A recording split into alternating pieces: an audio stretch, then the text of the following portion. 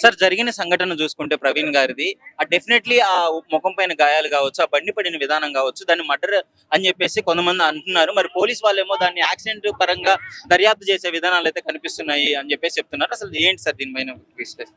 అంటే ప్రస్తుతానికైతే ఇది అనుమానాస్పదమైన మృతిగానే కనిపిస్తుందండి. దీనికి ఇంకా క్లారిటీ రావాల్సి ఉన్నది. అటు ఆంధ్ర గవర్నమెంట్, ఇటు తెలంగాణ ప్రభుత్వం కూడా జోక్యం చేసుకొని కొంచెము స్పీడప్ చేయాలి ఈ యొక్క ప్రాసెస్ ని కూడా. ఎందుకంటే చాలా loop holes కనిపిస్తున్నాయండి. So I urge the government, both Telangana and Andhra Pradesh government, కొంచెం సీరియస్ గా తీసుకొని తనిఖీ బాగా చేసి నిష్పక్షపాతమైన తనిఖీ చేసి తప్పకుండా కుటుంబానికి న్యాయం జరిగేలాగా వారి యొక్క పని చేయాలని మనస్ఫూర్తిగా కోరుకుంటున్నాను. చూసుకున్నట్టయితే అధికారానికి లోబడి రిపోర్ట్లు మార్చే విధానాలు కనిపిస్తున్నాయని చెప్పేసి చాలా మంది వ్యసహనం వ్యక్తం చేస్తున్నారు కదా సార్, దాని గురించి ఏం చెప్తారు సార్? అంటే it's too early to comment అండి. ఎందుకంటే ఇప్పుడు చంద్రబాబు నాయుడు గారు కానీ, అటు లోకేష్ గారు కానీ కూడా రియాక్ట్ అయినందుకు మేము ముందుగా సంతోషిస్తున్నాము. బట్ నాకు తెలిసినంత వరకు మాత్రం ఇది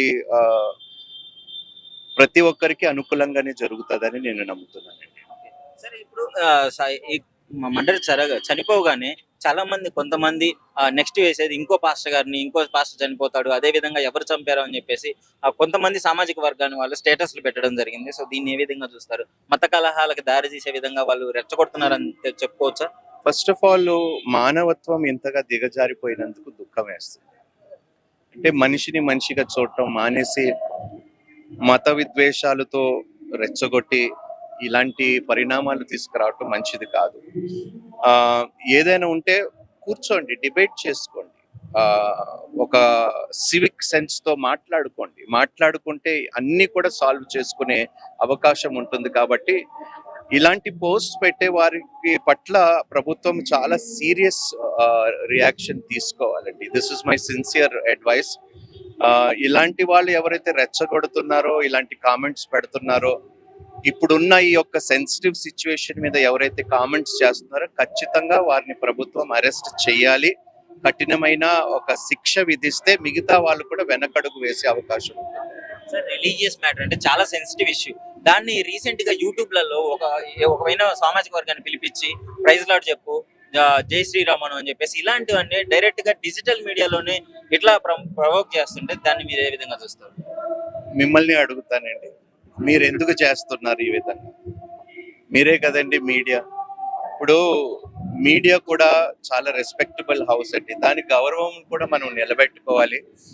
and everybody is to be blamed అండి. ఈరోజు ప్రవీణ్ పగడాల మరణానికి కారణం అందరండి. అటు రాజకీయ నాయకులు కావచ్చు, ఇటు రిలీజియస్ లీడర్స్ కావచ్చు, మీడియా కావచ్చు, ప్రతి ఒక్కరిది ఒక బాధ్యత ఉన్నది ఇందులో.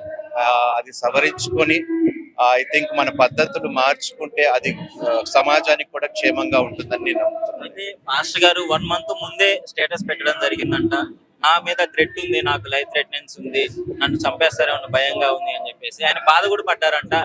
నేను స్టేటస్ పెట్టినా కానీ ఎవరు పట్టించుకునే విధంగా ఉంది ఈ సమాజము, క్రైస్తవులకి ఎలా న్యాయం జరుగుతుందని చెప్పేసి వాళ్ళ పిఏతో మాట్లాడినట్టు క్లియర్ గా చెప్పాడు సార్. అది చాలా బాధ కలిగిస్తుందండి. ఎందుకంటే చనిపోయిన తర్వాత ఇంతమంది రావటం అనేది సరే సంతోషమే, ఇంతమంది సంఘీభావన తెలుపుతున్నారు. బట్ ఎప్పుడైతే ఇలాంటి వార్నింగ్స్ కానీ ఇలాంటి థ్రెట్స్ వచ్చినప్పుడు క్రైస్తవ సమాజము మేలుకొని ఉంటుంటే, ఇంక్లూడింగ్ మై సెల్ఫ్, బాగుండేదేమో, ఇంత దూరం వచ్చేది కాదేమో నేను నమ్ముతున్నాను. ఓవరాల్ గా ఈ ఇన్సిడెంట్ పైన మీరేం చెప్తారు సార్? నాకు వినిపించలేదు. ఈ ఇన్సిడెంట్ పైన అసలు మీరేం చెప్పదలుచుకున్నారు సార్ మొత్తం ఓవరాల్?